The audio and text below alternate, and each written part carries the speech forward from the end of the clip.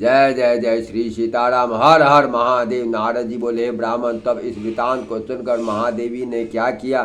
कृपा कर मुझसे यह वृतांत कह सुनाइए।" ब्रह्मा जी बोले, "हे मुनिवर, गणेश जी के शिरोच्छेदन से शिव जी के गण तालियां बजाकर महोत्सव करने लगे। उधर माता पार्वती को बड़ा भारी क्रोध आया। वह बोली, हाय, मैं क्या करूं, कहाँ जाऊं? वहाँ मुझे बड़ा दुख प्राप्त हुआ। सब देवताओं तथा गणों ने मेरे पुत्र का संहार कर दिया।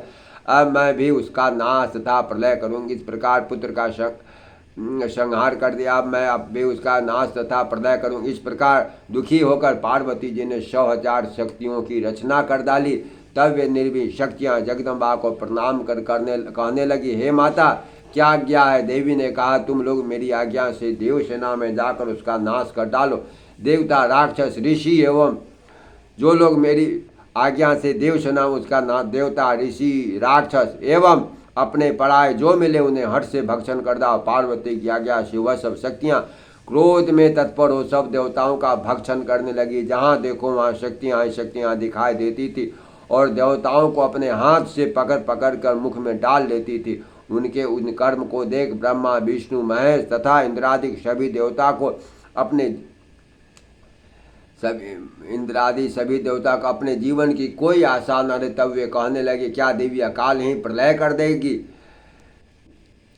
अब इस दुरह वर्तमान उत्पन्न हुई परिस्थिति में क्या उपाय किया जाए? ऐसा देवता और विष्णु ब्रह्मा सहित विचारने लगे। तब सब एक मत होकर उच्च स्वर से विचार कर कहने लगे, अगर जगत जननी गिरजा जी को प्रसन्न कर लिया जाए तब तो हम सबका जीवन सुरक्षित हो कार्य सिद्धि को प्राप्त होगा। लौकिक दुख प्रकट करते हुए शंकर भगवान भी दुखी हो उदास की मुद्रा धारण कर सबकी माया से भ्रमित करने लगे। परंतु उस समय सभी देवता शक्तियों के आतंक से निष्प्राण हो रहे थे। क्रोधमयी शिवा के मंदिर में जाने का देवताओं का साहस नहीं होता था। हिमालय पुत्री पार्वती के महाप्रकाशी तेज सभी को संतप्त कर रहा था। सारे देवगण भयभीत हो दूर ही खड़े थे। उसी समय वहाँ पर परम दिव्य श्री नारद जी आए।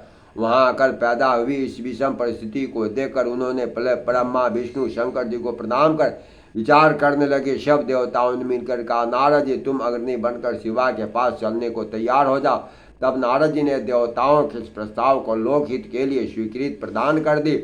तब सब देवता नारद जी सहित शिवा के मंदिर में जा पहुँचे एवं वहाँ पर अनेकों स्त्रोतों द्वारा उनकी स्तुति करने लगे। उसे सुन पार्वती ने भी कुछ न कहा तथा क्रोध दृष्टि से उनकी ओर देखती रहे। तब ऋषियों ने कहा, हे देवी, हे जगजननी, हमारे अपराध को क्षमा करो, इस समय संहार होना चाहता है। हे अंबिके, तुम्हारे स्वामी यहाँ उपस्थित हैं, उनकी भी की ओर तो देखो। साथ ही ब्रह्मा, विष्णु आदि सभी देवता और आपकी समस्त प्रजा आपके सामने क्षमा की इच्छा के लिए हाथ जोड़कर खड़े हैं। हे भगवती, अब इन सब का अपराध क्षमा करो, हम सब व्याकुल हैं, हमें शांति प्रदान कीजिए। जब इस प्रकार कहते हुए सब देवता बड़ी व्याकुलता से हाथ जोड़े हुए उन चंडिका के समक्ष खड़े हो गए। तब जब वह भगवती करुणा उनके करके उन देवताओं से इस प्रकार बोली, यदि मेरा पुत्र जी जाए एवं तुम सबके बीच पूजनीय हो जाए तो वह संहार नहीं होगा, अन्यथा शांति नहीं होगी।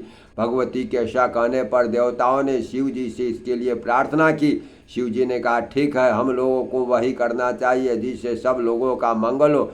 अच्छा, तो अब तुम लोग यहाँ से उत्तर दिशा में चले जाओ। जो पहले मिले उसका सिर काट कर गणेश जी के धड़ से जोड़ जीवित हो जाएंगे। यह सुन सब देवता गणेश जी को लेकर उत्तर दिशा की ओर गए। प्रथम उनको एक दांत वाला हाथी मिला, उन्होंने उसका सिर काट गए गणेश जी के शरीर से जोड़ दिया। फिर तो उन्हें अच्छी तरह धोकर उनके पूजा की। विष्णु जी ने कहा, अब जैसा उचित हो वह सब कृत आप कीजिए। विष्णु जी ने वेद मंत्रों के योग से अभिमंत्रित कर शिव जी का ध्यान कर गणेश जी पर जल छिड़का। जल के छिड़कते हुआ बालक शिव जी की इच्छा से जाग उठा। वह गजमुक्त, रक्त वर्ण, सुंदर, क्रांतिमान बालक का प्रसन्न वदन और सुंदर आकृति की शोभा बड़ी दैदीप्यमान थी। शिवा पुत्र को जीवित हुआ देख सबका दुख दूर हो गया। सब ने खुश होकर उन्होंने देवी को दिखाया। पार्वती अपने पुत्र को जीवित हुआ देख खुश हो गई। जय जय जय श्री